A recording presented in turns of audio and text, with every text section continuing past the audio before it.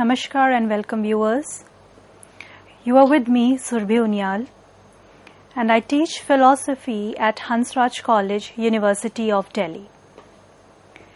Viewers, we have been doing a special lecture series under the symbolic expressions.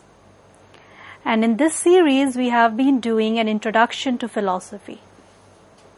Following upon the series, in today's lecture, we would be discussing Mīmāṁsā Philosophy. And we have with us Ms. Manisha, who's going to be translating our lecture in the sign language. So let us start with Mīmāṁsā Philosophy. The word Mīmāṁsā, it literally means revered thought, and was originally applied to the interpretation of the Vedic rituals, which commanded highest reverence. It also means critical investigation or reflection, and thus refers to a tradition of contemplation which reflected on the meanings of certain Vedic texts. So this, if you look at this philosophy, as has been mentioned, it means a critical investigation of the Vedic texts. Investigation or the reflection upon the Vedic text by trying to reflect upon the meanings of certain Vedic texts. Mīmāṁsā philosophy, it developed over centuries through the contribution of various scholars and thinkers in ancient India. Purva Mīmāṁsā origins can be traced back to the Vedic period, when the focus was primarily on the proper interpretation and performance of the Vedic rituals. So if you look at the development of the school, we can basically trace it back to the ancient Indian thinkers. And specifically talking about Purva Mīmāṁsā, the origins can be traced back to the Vedic period. Why so? Because then the focus was primarily on the proper interpretation and how to properly perform the Vedic rituals. Some early influential scholars associated with the development of Purva Mīmāṁsā include Gemini and his disciple Shabraswami. So Gemini's work, known as Mīmāṁsā Sutras, is considered a foundational text for this school of philosophy. These sutras provide a systematic and philosophical framework for the interpretation of the Vedic texts and the performance of the rituals. So talking about its origin, we can see that it's not that only a specific philosopher or a specific scholar can be associated with the development of the school. Yet, to talk about the philosophical focus, we can say that Gemini was basically the one who has developed it as a school of philosophy, where the primary focus in the Mīmāṁsā Sutras was on the systematic and the philosophical frameworks for the interpretation of these Vedic texts, and of course also on the performance of the rituals. So the focus has been made on the philosophical framework, and this is what we can say was the contribution that he made in this philosophical school. The earliest works of this system is the Mīmāṁsā Sutra of Gemini, which begins with an inquiry into the nature of dharma. It is the biggest of all philosophical sutras and discusses about 1000 topics. Shabraswamin has written his great commentary on this work, and his commentary has been explained by Prabhakar and Kumaral Bhatt, who differ from each other in certain important respects and form the two principal schools of Mīmāṁsā, which are named after them.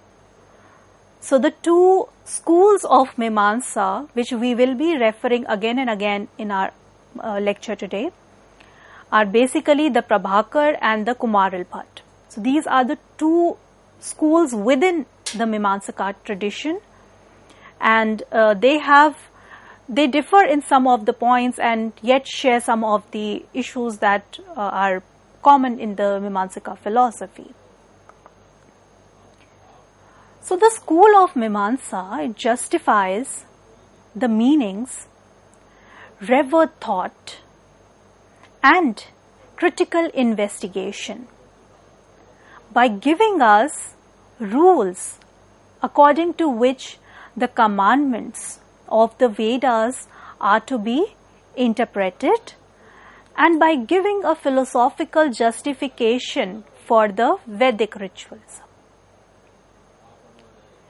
Mīmāṁsā and Vedanta are considered as allied schools of thought, since both are based on and both try to interpret the Vedas. So, if we see, the focus of Mīmāṁsakas was basically on the meaning and the critical investigations of the Vedic texts, and they try to give us certain rules according to which the commandments of the Vedas are to be interpreted, and by giving a philosophical justification for those Vedic rituals. So they try to justify the Vedic rituals through a philosophical justification. And Mīmāṁsā and Vedanta, just like Sankhya Yoga or Nyaya Vaisheshikas, Mīmāṁsā and Vedanta are considered to be the allied system of thought. Why so? Because both of them are based on and they try to interpret the Vedas. Therefore, they are considered to be the allied schools. Now, if both are trying to interpret the Vedas, then how are we able to differentiate between the Mīmāṁsakas and the Vedanta? So, the earlier portion of Vedas, that is the mantras and the Brahman portion, is called Karmakand, while the later portion, that is the Upanishads, is called Jnanakand, because the former deals with actions, with the rituals and sacrifices, while the later deals with knowledge of reality. So Vedas can be differentiated into two portions. The earlier part of the Vedas is basically focused on the mantras and the Brahmana portion, and therefore it is known as the Karmakand. Karma coming from the word action. So since this portion of the Vedas, it primarily focuses upon the actions and the rituals, also the sacrifices, therefore it is known as Karmakand. While the later portion of the Vedas, it consists of the Upanishads and is known as Jnanakand. Again, the word coming from Jnan, that means knowledge. So this later portion, it deals with the knowledge of reality. So Mīmāṁsā deals with the earlier portion of Vedas, and it's therefore called Purva Mīmāṁsā and also Karma Mīmāṁsā. While Vedanta deals with the later portion of the Vedas and is therefore called Uttar Mīmāṁsā and also Gyan Mīmāṁsā. The former deals with Dharma and the later deals with Brahma, and therefore the former is called Dharma Mīmāṁsā while the later is called Brahma Mīmāṁsā. So repeating it again, since Mīmāṁsā deals with the earlier portion of the Vedas, and as discussed earlier, the earlier portion of the Vedas deals with actions, rituals and sacrifices. Therefore, it is called Karma Kand, and Mīmāṁsā, since it deals with this earlier portion, therefore it is called Karma Mīmāṁsā or Purva Mīmāṁsā, because it's dealing with the earlier portion of the Vedas. While Vedant, it deals with the later portion of the Vedas. And since it's dealing with the later portion, it is called Uttar Mīmāṁsā. That means after or the later part. So it is called Uttar Mīmāṁsā, and also it is called Gyan Mīmāṁsā because it focuses on the knowledge. There's one more differentiation, which is that the earlier portion it deals with Dharma and the later portion it deals with Brahma. Therefore, these two schools are known as Dharma Mīmāṁsā and Brahma Mīmāṁsā respectively. Now, Purva Mīmāṁsā regards the Vedas as eternal and authorless and of infallible authority. It is essentially a book of rituals dealing with commandments, prescribing injunctions or prohibitions. So, greatest importance is attached to the Brahma portion of the Vedas, to which both the mantras and the Upanishads are subordinated. So within the Vedas, we can see that there are various portions, and within those portions, the utmost importance is given to the Brahma portion, which deals with the knowledge of the Vedas, as compared to the earlier portion, which consists of the mantras and also the Upanishads. And as per the Mīmāṁsakas, they consider Vedas to be eternal, they consider them to be authorless and of the infallible authority. And they consider this, or we can say that this book, which is the earlier part of the Vedas, can be considered as something which is dealing with the rituals, with commandments prescribing the injunctions and the prohibitions. So the primary objective of Mīmāṁsā is to offer the guiding principles for the interpretation of Vedic texts and to furnish a philosophical rationale for the perspectives presented within these texts.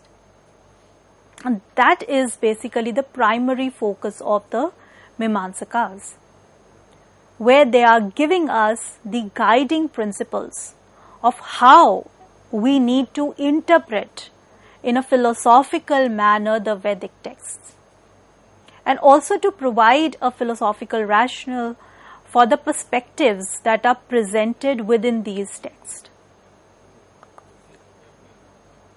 Now, with this background, let us talk about Mīmāṁsaka's epistemology. And within the Mīmāṁsaka epistemology, we will see the two schools of Mīmāṁsakas, which are the Prabhakar and the Kumar Bhatt. There are certain differences between the two, and they also share certain perspectives. So let us look at them more closely. So first, talking about the validity of knowledge. Prabhakaras, they define valid knowledge as apprehension or anubhuti. All apprehension is direct and immediate and valid per se. A cognition which apprehends an object cannot be intrinsically invalid. And since memory arises from the impression of the prior cognition and therefore cannot be treated as a valid knowledge. So Prabhakaras, they are defining that the valid knowledge is, or they define valid knowledge as apprehension or anubhuti, and they are saying that this apprehension, it is direct and immediate and valid. They are saying that this cognition which apprehends an object, it cannot be intrinsically invalid. That means it cannot be invalid per se, intrinsically. And since memory arises from the impression of the previous cognition, therefore it cannot be treated as valid knowledge. While Kumaril defines valid knowledge as apprehension of an object which is produced by causes free from defects and which is not contradicted by subsequent knowledge.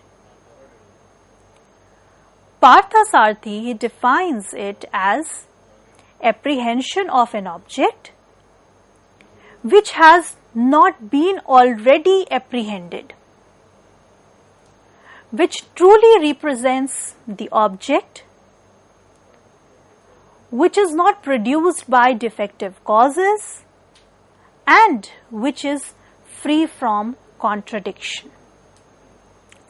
So according to the Kumaril, if we look at, they are defining the valid knowledge as apprehension of an object which is produced by causes which are free, and these causes, they are saying, they are free from defects and also they are not contradicted by the subsequent knowledge. So if there is a subsequent knowledge, it should not contradict the knowledge which was already there. And along with that, the causes through which this knowledge is produced, they should be free from defects. While for Parthasarthi, he is saying that apprehension of an object which has not been already apprehended, and this truly represents the object and it is not produced from any defective causes and which is free from contradiction. So we can say that valid cognition must fulfill these four conditions. The first is that it must not arise from defective causes. So if the causes are defective, then the knowledge would be defective. So it must not arise from defective causes. Secondly, it must be free from contradiction. It must be self-consistent and should not be set aside by subsequent knowledge. So this knowledge that we are getting, it should be free from contradiction, or the valid cognition should be free from any kind of contradictions. And it must be self-consistent. In that, it would, it should not be set aside, or it should not be contradicted by the subsequent knowledge. Thirdly, it must apprehend an object which has not already been apprehended. So, novelty is an essential feature of knowledge. Thus, memory is excluded from valid knowledge by Kumaril also. Fourthly, it must truly represent the object, which is yatharth. So, as per the third condition, it's saying that the cognition, the valid cognition, it must apprehend an object, and in doing that, it should not already been apprehended, which means that it should be new, or novelty becomes an essential feature of knowledge here. And since novelty becomes an essential feature, therefore, memory is excluded from valid knowledge. Why? Because memory is from the previous apprehension. Therefore, even Kumaril, and we have seen that even in Prabhakar, they have rejected memory to be considered as a valid knowledge. Even Kumaril, they are rejecting that memory shouldn't be considered as valid knowledge because it's not involving this whole notion of novelty. And fourthly, it must represent the object. So, with this we come to an end of this lecture. We will be continuing it in the next lecture, and we will talk about what are the ways in which knowledge could be considered, or how the knowledge is considered to be valid in the Mīmāṁsā philosophy, and also various means in order to acquire knowledge. So, thank you for staying with us, and do watch the next lecture.